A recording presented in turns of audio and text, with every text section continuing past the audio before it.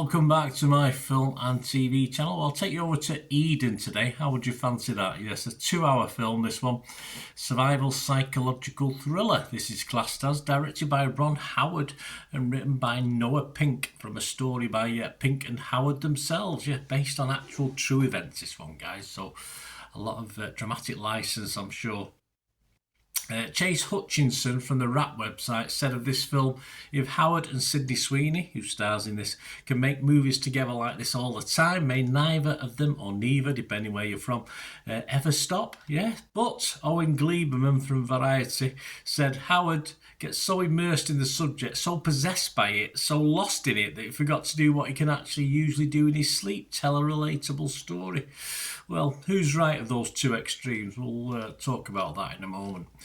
Stars as well as Sydney Sweeney, Jude Law, Anna de Armas, Vanessa Kirby, Daniel Bruhl, Felix Camera, Toby Wallace and Richard Roxburgh. So a strong cast in this one. The story, the true story that it's based on, and the story of the film, Dr. Friedrich Ritter and his wife Dora Strauch flee their native Germany in 1929, repudiating the bourgeois values they believe are corroding mankind's true nature. They're still at it, aren't they? On the Isle of Florina, part of the Galapagos Islands in Ecuador, Friedrich focused on writing his manifesto, Mein Kampf, anyone? While Dora resolves to cure her multiple sclerosis through meditation.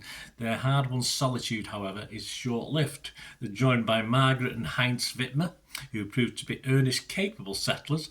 Next comes Eloise Bosquet de Wagner Veron, a self-described baroness and the embodiment of perfection, and you can probably say that name better than I can, who arrives with 2 devoted lovers, an Ecuadorian servant, a wardrobe full of evening gowns, and plans to erect a luxury hotel. There you go. Between inclement weather, unruly wildlife, and a total lack of amenities, and some nasty dogs as well, all 3 groups find life on Floriana arduous. No surprise, but nothing will test their mettle more than the challenge of coexisting with desperate neighbours capable of theft, deception and worse. Yes, it does get a bit comedic at times, this, but it's very, very dark as well. It's a bit of a mishmash of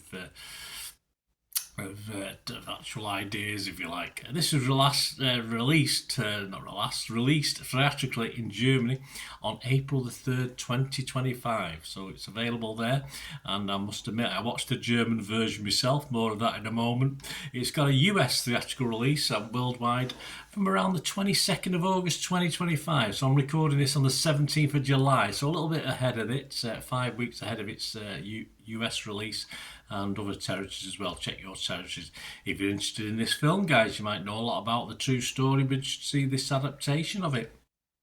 For me personally, I've not met many Ron Howard films I've not really liked, and though this for me is possibly not straightforward entertainment in the way some of Ron Howard's are for me, this is pretty much down the list as far as entertainment's concerned.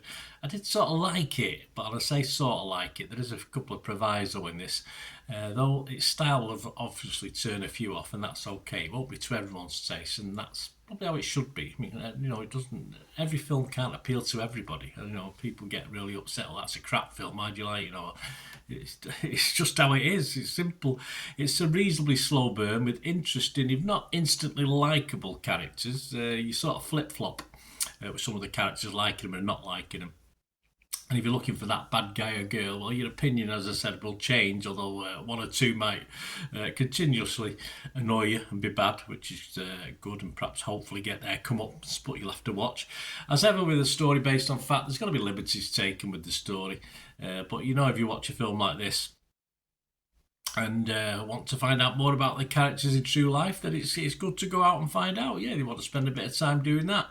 As I said, I did watch the German version of this, so some of the pre-film and end film screen information where they come and give you information on what's happened to the characters, etc. I can't read German, so I had no idea what they were saying, but of course that left me wanting just to find out a little bit more anyway.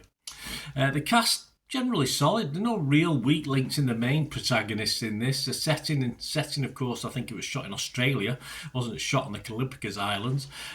Probably took some footage of certain creatures that are only on the Galapagos Islands for this, but Yeah, it's mainly shot in Australia, I believe, and I think on a big screen, it's grimy. It's not modern. It's very gritty. It's powerful. You know, it comes over. I think, but certainly on a big screen, the grime and darkness of it all, as these people are trying to survive. Even though, of course, there are bolts from the mainland bringing them tins of food. Although, of course, that soon runs out, and they have to do what they can. Nick Shager from the Daily Beast, he scored this a 75. He said it's never dull, it's also only intermittently surprising. It's another of the director's sturdy, star-studded genre efforts. Well, not so sturdy as some of the others. It does border on dull occasionally, but not enough to leave the theatre or switch off if you're watching it on streaming, or to switch off. I mean, let's face it, you're probably paid to watch this, so you're going to sit and watch it. Simple as. Ruben Barron from Looper website is correct in his summing up. He scored it a 60 out of 100, which is an okay score. He said Eden will attract interest for its strong ensemble and for its intriguingly dark true story. It's an entertaining enough way to pass 2 hours.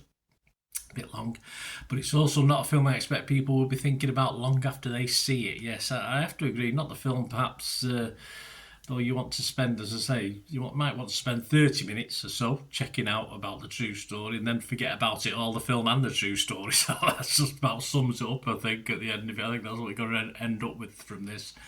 Benjamin Lee from The Guardian didn't like it too much. He scored it 40. He said it's all too silly and the writing too hokey for us to keep up.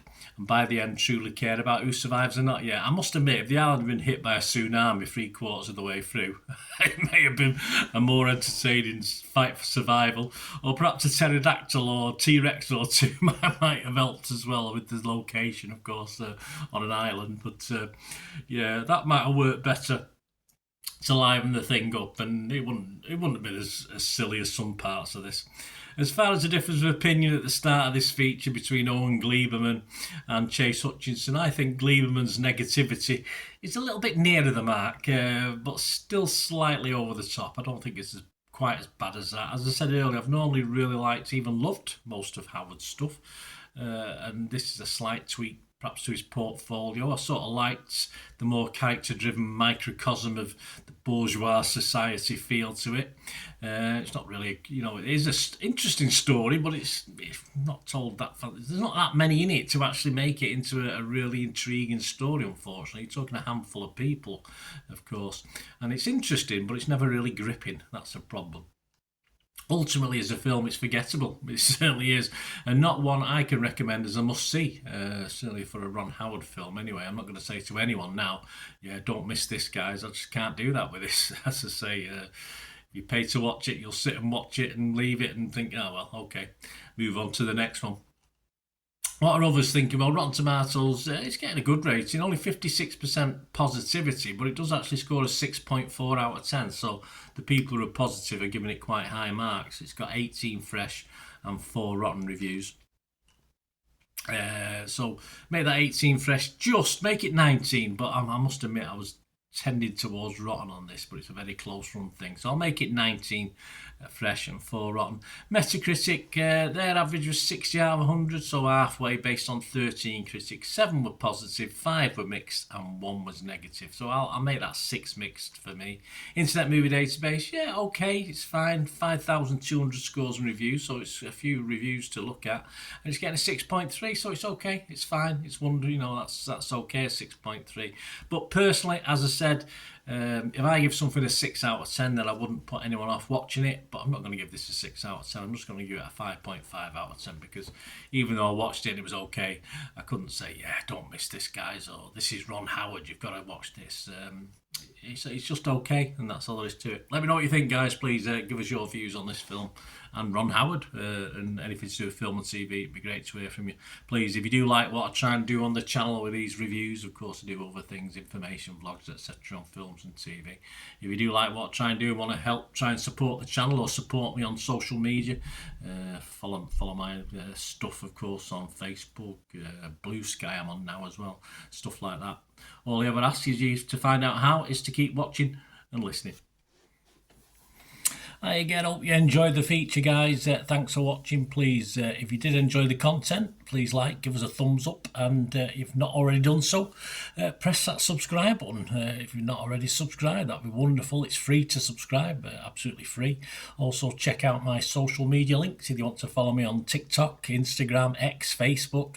They'll all be in the description below. And my special thanks to supporters of the channel, yes, Piat6505, who have an eBay shop selling film and TV memorabilia, including posters, books, magazines. There'll be a link again in the comments section. And if you're into your football, don't forget my football stuff on Manchester City for general football fans, but mainly City fans, of course. Or if you know someone who might enjoy that, give them a kick in my direction. I'll be very, very grateful. And as ever, guys, comments on this feature is wonderful. Anything to do with film and TV is always very, very welcome. It's great to talk film and TV. I thank you guys for your support. Stay safe, everyone.